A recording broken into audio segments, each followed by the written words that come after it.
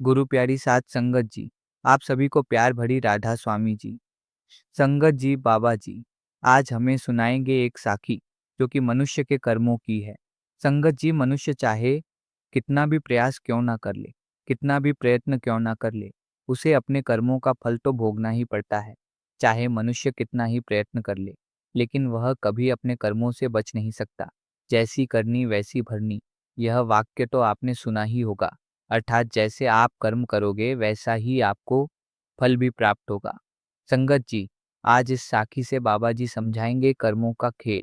आखिर अच्छे कर्मों का फल अच्छा और बुरे कर्मों का फल बुरा कैसे होता है। बाबा जी फरमाते, बहुत समय पहले की बात है। किसी गांव में एक बहुत ही ज्ञानी पंडित रहता था। एक दिन वह अपने बचपन के दोस्त से मिलने के लिए दूसरे गांव में जा रहा था। उसका वह दोस्त बचपन से ही गूंगा और एक पैर से अपाहिज था। उस पंडित के गांव से उसके दोस्त का घर काफी दूर था। वहां जाने के लिए बीच बीच में कई सारे छोटे छोटे गांव पड़ते थे। पंडित रास्ते में अपनी धुन में चला जा रहा था। चलते चलते उसकी मुलाकात एक व्यक्ति से होती है। रास्ते में उसे एक आदमी मिलता है जो ऐसा लगता था कि वह किसी का इंतजार कर रहा था और वह भी पंडित के साथ चलने लगता है। उस आदमी को देखकर पंडित बहुत खुश हो जाता है। उसने सोचा, चलो अच्छा हुआ, साथ साथ चलने से उसका सफर आसानी से कट जाएगा। बात की शुरुआत करने के लिए उस पंडित ने उस व्यक्ति से उसका नाम पूछा, तो उसने अपना नाम धर्मराज बताया। पंडित को यह नाम कुछ अजीब सा लगता है, लेकिन उसने नाम के विषय में कुछ और पूछना उचित नहीं समझा। दोनों धीरे धीरे साथ में चल रहे थे। तभी रास्ते में एक गांव आता है। गांव का प्रवेश द्वार आते ही धर्मराज ने पंडित से कहा, तुम आगे चलो, मुझे इस गांव में एक काम है, मैं तुमसे आगे मिलता हूँ। पंडित ने कहा, ठीक है। वह आगे रास्ते में चल देता है। कुछ देर बाद उस गांव में खबर फैली कि एक व्यक्ति को सांड ने अपनी सींग में फंसाकर मार दिया है। जैसे ही सांड ने उस व्यक्ति को मारा, ठीक कुछ ही देर में धर्मराज पंडित के पास आ गया और फिर दोनों चलना शुरू कर देते हैं और चलते चलते एक दूसरे गांव के द्वार पर पहुंच जाते हैं। उस गांव के बाहर एक बड़ा और विशाल मंदिर बना हुआ था। वहां पर रात होने वाली थी, तो पंडित ने धर्मराज से कहा, रात होने वाली है, पूरे दिन चलते चलते थक भी चुके हैं और भूख भी लग रही है, तो यहाँ पर भोजन करके यहीं पर हम विश्राम कर लेते हैं। फिर सुबह के समय आराम से आगे की यात्रा जारी करेंगे। धर्मराज ने कहा, ठीक है, मुझे इस गांव में किसी को कुछ ज़रूरी सामान देने जाना है। तुम भोजन करके आराम करो, मैं बाद में आकर भोजन कर लूँगा।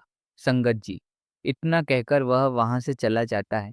लेकिन उसके जाने के कुछ समय बाद, कुछ ही देर बाद धुआं उठता हुआ दिखाई देता है और देखते ही देखते पूरे गांव में आग लग जाती है। पंडित ने हैरानी से सोचा कि यह धर्मराज जहाँ भी जाता है, वहाँ कोई ना कोई अनहोनी ज़रूर हो जाती है। कुछ तो गड़बड़ है इस व्यक्ति में। लेकिन पंडित ने रात्रि में धर्मराज से कुछ भी पूछना उचित नहीं समझा और वे दोनों सो गए। सुबह होते ही दोनों फिर से अपनी यात्रा शुरू कर देते हैं। कुछ देर चलने के बाद रास्ते में फिर से एक गांव आता है। धर्मराज ने फिर पंडित से कहा, आप आगे चलिए, मुझे इस गांव में अपने मित्र से मिलने जाना है। मैं अपने दोस्त से मिलने के बाद आगे रास्ते में मिलूंगा। यह कहकर धर्मराज वहां से चला गया।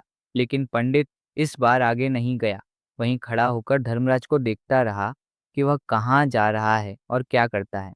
तभी थोड़ी देर बाद लोगों की आवाज़ सुनाई देने लगी कि एक व्यक्ति को सांप ने काट लिया है और उसकी मृत्यु हो गई है। ठीक उसी समय धर्मराज फिर पंडित के पास पहुंच गया। लेकिन इस बार पंडित से रहा नहीं गया और उसने धर्मराज से पूछ ही लिया कि तुम जिस भी गांव में जाते हो वहां कोई ना कोई अनहोनी जरूर हो जाती है। क्या तुम मुझे बता सकते हो ये ऐसा क्यों हो रहा है? धर्मराज ने कहा, पंडित जी, आप तो मुझे बहुत ज्ञानी मालूम पड़े थे, इसीलिए मैं आपके साथ चलने लगा था, क्योंकि झानियों का साथ बहुत अच्छा होता है। परंतु आप अभी तक समझ नहीं पाए कि मैं कौन हूँ। पंडित ने कहा, मैं समझ गया हूँ, लेकिन मुझे कुछ शंका है। अगर आप ही अपना उपयुक्त परिचय दे दें तो मेरे लिए आसानी होगी। तब धर्मराज ने जवाब दिया कि मैं यमदूत हूँ और यमराज की आज्ञा से उन लोगों के प्राण हरण करता हूँ जिनकी उम्र पूरी हो चुकी है। हालांकि पंडित को पहले से ही इस बात की आशंका थी, फिर भी धर्मराज के मुंह से यह बातें सुनकर वह घबरा गया। लेकिन वह हिम्मत करके पूछता है, कि अगर तुम सच में यमदूत हो तो मुझे बताओ, अगली मृत्यु किसकी है?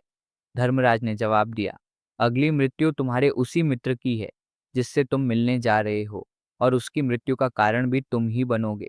यह बात सुनकर पंडित सहम गया और सोच में पड़ गया कि अगर सच में यह धर्मराज यमदूत हुआ तो उसकी बात भी सच होगी और उसके कारण मेरे बचपन के सबसे अच्छे मित्र की मृत्यु हो जाएगी। तो सबसे अच्छा तो यही होगा कि मैं अपने मित्र से मिलने ही ना जाऊं। कम से कम मैं उसकी मृत्यु का कारण तो नहीं बनूंगा। धर्मराज ने मुस्कुराते हुए कहा, तुम जो सोच रहे हो वह सब मुझे पता है, मगर तुम्हारे अपने मित्र से मिलने न जाने से नियति नहीं बदला जाएगा। तुम्हारे मित्र की मृत्यु तो निश्चित है, संगत जी, और वह अगले कुछ ही पलों में घटित होने वाली है। महाकाल के मुंह से ऐसी बातें सुनकर पंडित को झटका लगा, क्योंकि महाकाल ने पंडित के मन की बातें पढ़ ली थीं, जो कि एक सामान्य व्यक्ति के लिए संभव नहीं है। अब पंडित को विश्वास हो गया कि यह धर्मराज सचमुच में यमदूत ही है। जब पंडित को यह पूर्ण विश्वास हो गया कि धर्मराज जी यमदूत हैं, तो वह घबरा गया। वह अपने मित्र की मृत्यु का कारण नहीं बनना चाहता था, इसलिए वह पलटकर अपने गांव की तरफ वापस जाने लगा। लेकिन जैसे ही पंडित वापस जाने के लिए मुड़ा, उसने देखा कि उसका मित्र तेजी से उसकी तरफ चला आ रहा है, जो कि पंडित को देखकर अत्यंत प्रसन्न दिखाई पड़ रहा था। अपने मित्र के आने की गति को देखकर पंडित को ऐसा लगा कि जैसे उसका मित्र काफी देर से उसका ही पीछा कर रहा है, लेकिन वह बचपन से ही गूंगा था और एक पैर से लंगड़ा भी था, इसीलिए ना तो वह पंडित को आवाज देकर पाया था और ना ही उस तक पहुंच पा रहा था। लेकिन जैसे ही वह पंडित के पास पहुंचा, अचानक ही जमीन पर गिर पड़ी और तुरंत ही उसकी मृत्यु हो गई। पंडित हक्का बक्का होकर धर्मराज की ओर देखने लगा, जैसे कि वह पूछना चाह रहा हो कि आखिर क्या हुआ। धर्मराज पंडित के मन में उठ रहे प्रश्नों को समझ गया और बोला, तुम्हारे मित्र ने पिछले गांव में ही तुम्हें देख लिया था और वे वहीं से ही तुम्हारा पीछा कर रहा था, लेकिन गूंगा और लंगड़ा होने की वजह से वह तुम तक नहीं पहुंच पाया। उसने अपनी पूरी ताकत लगाकर तुम तक पहुंचने का प्रयास किया, लेकिन बुढ़ापे में बचपन जैसी ताकत नहीं होती, इसलिए दिल का दौरा होने के कारण उसकी मृत्यु हो गई, क्योंकि वह तुमसे मिलने के लिए अपनी सीमाओं को तोड़कर तुम्हारे पीछे भाग रहा था। इसलिए अपने मित्र की मृत्यु का कारण भी तुम ही कहलाओगे। अब पंडित को पूर्णतः यह विश्वास हो गया था कि धर्मराज एक यमदूत है और उसका कार्य जीवों के प्राण हरना है। लेकिन पंडित एक ज्ञानी व्यक्ति था। वह यह भी जानता था कि मृत्यु पर किसी का वश नहीं है, सबको एक ना एक दिन मरना ही है। यही सोचकर उसने अपने आप को संभाल लिया। लेकिन अचानक ही पंडित के मन में अपनी मृत्यु के बारे में जानने की इच्छा हुई। इसलिए उसने धर्मराज से पूछा कि जब मृत्यु मेरे दोस्त की होनी थी, तो तुम शुरू से ही मेरे साथ क्यों चल रहे थे? यह प्रश्न सुनकर धर्मराज जोर से हंसा और बोला, मैं तो हर पल हर क्षण सभी के साथ चलता हूँ, किंतु लोग पहचान नहीं पाते, क्योंकि लोगों के पास अपनी समस्याओं के अलावा किसी और व्यक्ति, वस्तु या घटना के बारे में सोचने समझने या उसे देखने का समय ही नहीं होता। पंडित ने कहा, तो क्या तुम यह बता सकते हो कि मेरी मृत्यु कब, कहाँ और कैसे होगी? महाकाल ने कहा, हालांकि किसी भी सामान्य जीव के लिए अपनी मृत्यु के बारे में जानना ठीक नहीं है, क्योंकि कोई भी जीव हो या जानकर, वह अपनी मृत्यु के बारे में जानकर बहुत दुखी हो जाता है। हालांकि तुम ज्ञानी व्यक्ति मालूम पड़ते हो और तुमने जिस तरीके से अपने मित्र की मृत्यु को सहन कर लिया है, उसे देखकर लगता है कि तुम अपनी मृत्यु के बारे में जानकर भी दुखी नहीं होंगे।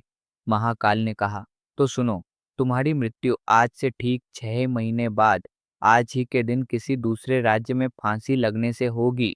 और सबसे हैरानी की बात तो यह होगी कि तुम स्वयं ही खुशी से उस फांसी को स्वीकार कर लोगे। ना कहकर धर्मराज वहां से चला गया, क्योंकि अब धर्मराज के पास पंडित के साथ चलते रहने का कोई कारण न था। इसके बाद पंडित ने अपने मित्र के शरीर का अंतिम संस्कार किया और यथाशक्ति उसके क्रियाकर्म करके अपने गांव वापस आ गया। लेकिन कोई व्यक्ति कितना भी ज्ञानी क्यों ना हो, अपनी मृत्यु के बारे में जानकर दुखी तो होता ही है और मृत्यु से बचने का कोई ना कोई उपाय भी खोजता है। तो पंडित ने भी वही किया। क्योंकि पंडित न था, इसलिए उसकी पहचान उस राज्य के राजा तक थी।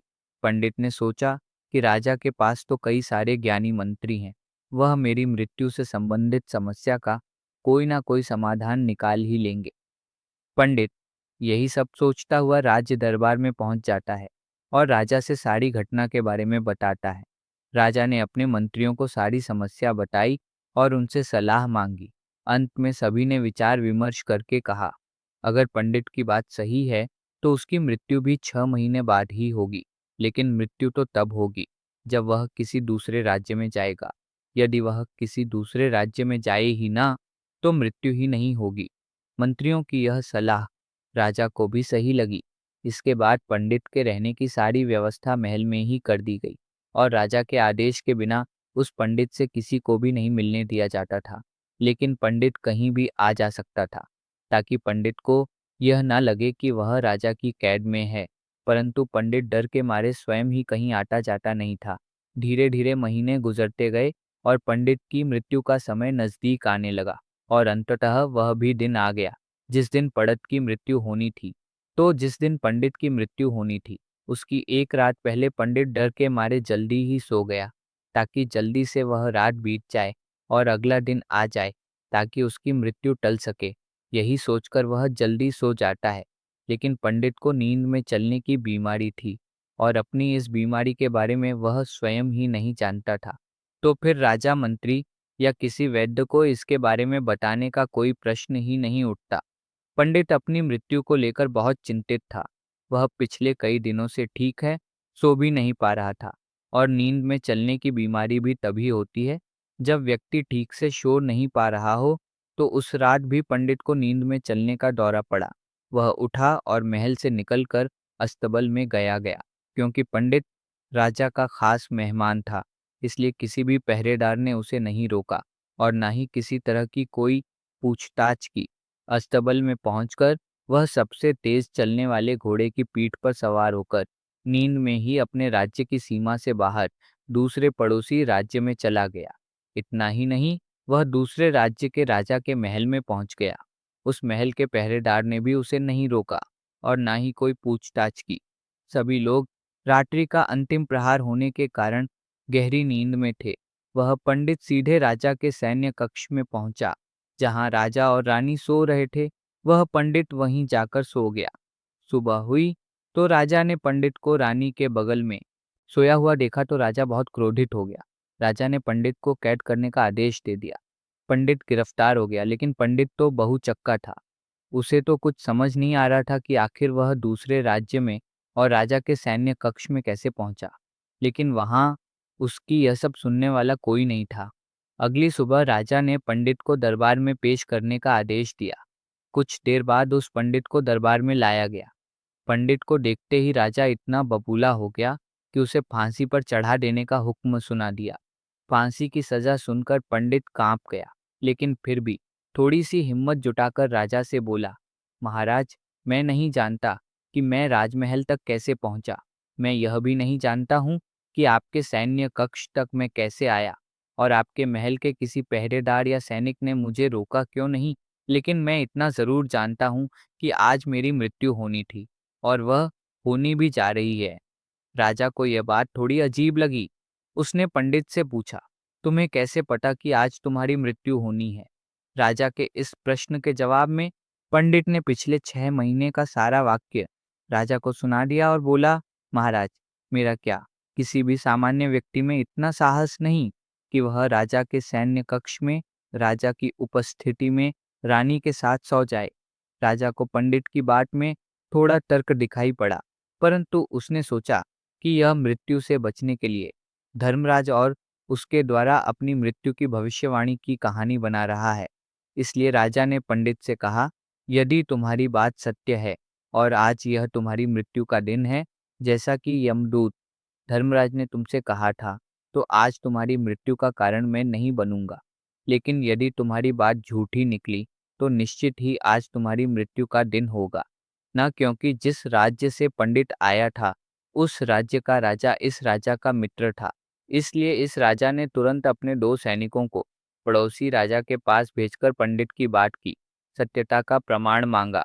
भेजा भेजे गए सैनिक शाम तक लौटे और उन्होंने राजा को बताया कि महाराज, पंडित जो कुछ भी कह रहा है वह सब सत्य है।